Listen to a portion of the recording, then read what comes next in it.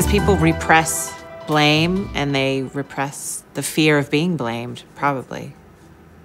So talk about, I think that's huge, of saying that that's one of the biggest obstacles to people ever getting an understanding of why they are unhappy, is their unwillingness to look at blame.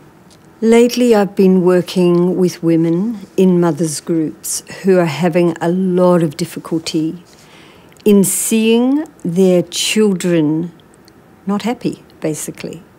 And these are women who already know that they left their children young, very young, many. And they know that that separation and their lack of being there has affected their child.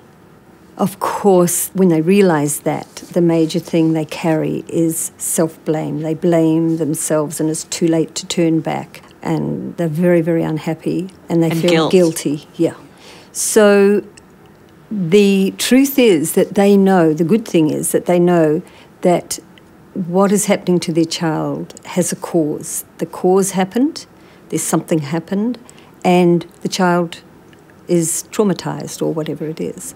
So if the mother cannot begin to take on the fact that her absence or her way of mothering was very angry or stressed or disconnected, then if they can't take that on board and understand that was the cause, then they can't work out the problem. But the reason that blocks them mostly is self-blame and guilt, but particularly blame. Now, I have a difficulty with it because it's a very tender subject to start speaking to women about, well, yeah, you weren't there and your child has these difficulties. And, of course, that's not the whole story, but the mother and mothers, indeed, become very angry because they feel blamed, number one, and they feel guilty. And therefore maybe defensive also. Very defensive, of course. Initially very, very defensive. Yeah. So in your therapy, do you kind of come at that slowly, or do you come right out and say, you need to take this on, otherwise we can't move past it? No, there needs to be a willingness. I need to see a willingness, then I will go into that area. But the main work is to help the woman not feel so guilty, actually.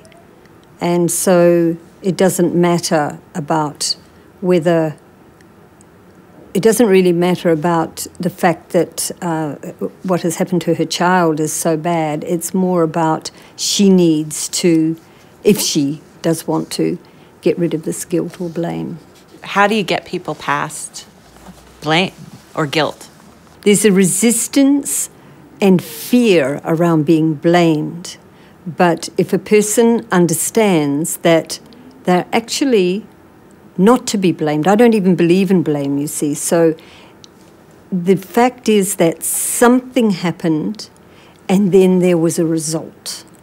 And that's the end of the story. People may have done wrong things, definitely, and intentionally.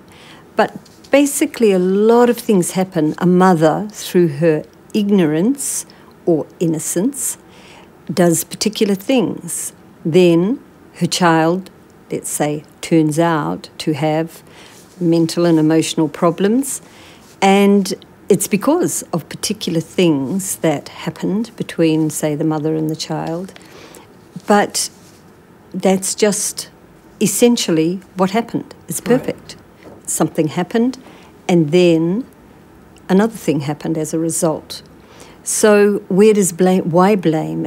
Blame is about trying to be perfect. Blame is about fear of being seen as not good enough, bad, or whatever. So that's our own makeup around blame.